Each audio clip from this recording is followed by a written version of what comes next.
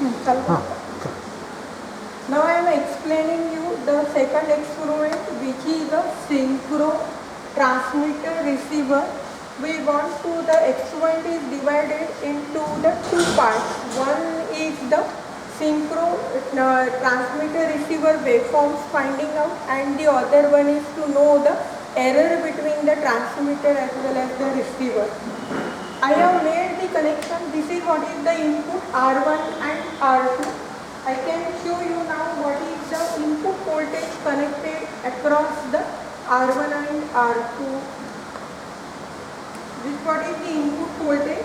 You can consider now this is what is the voltage is varying.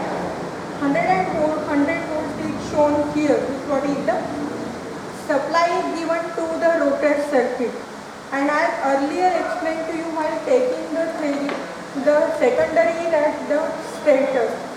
Now here it is shown now, this is what is actually the same rotor, we are giving the supply, and this is what is the stator is there. We can measure the angular position of the stator, that is the synchro transmitter and the receiver, S1, S2, S3 of all. The transmitter are connected to the S1, S2, S3 of the receiver, as well as the supply is given to the transmitter as well as to the receiver. Here it is given to the receiver end, R1 and R2. Now see the position of the transmitter is at now the 0 degree. I will write down here. Whereas the position for the receiver is at 180 degree. Now this is what I will write down. Now I will change this position to say 40 degree. Now this is I am writing it at a 40 degree. Now here the position looks like to be a 220. Now the next reading I will take it to suppose this is what is the 80. Now here what is shown is a 200.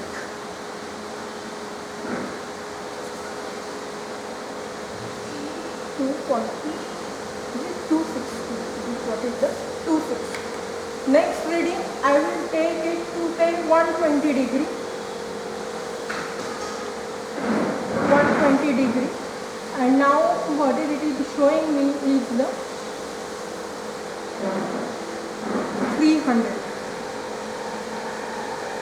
Now the next one more reading I will show you. This is what is 160. Now the voltage here is 340. We can plot the graph of theta transmitted whereas theta received. This should be the straight line which is likewise. I have taken the 5 readings which I have taken in front of you. How much angle which we are transmitting and how much should be received. That graph should be plotted as the transmitter versus the receiver. That will show how much is the error is there for the angular displacement of the transmitter and the receiver and corresponding the voltage. This is the first part of the experiment.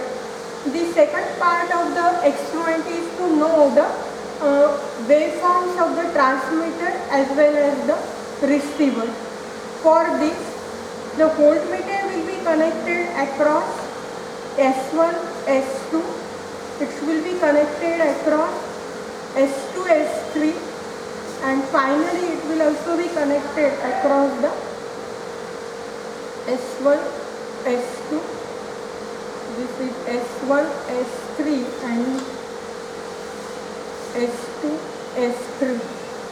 Now I don't require the waveforms for the transmitter and receiver, both are same. Therefore temporarily I will move the supply out and remove the connection for the this one, that is the transmitter. I don't now need anything.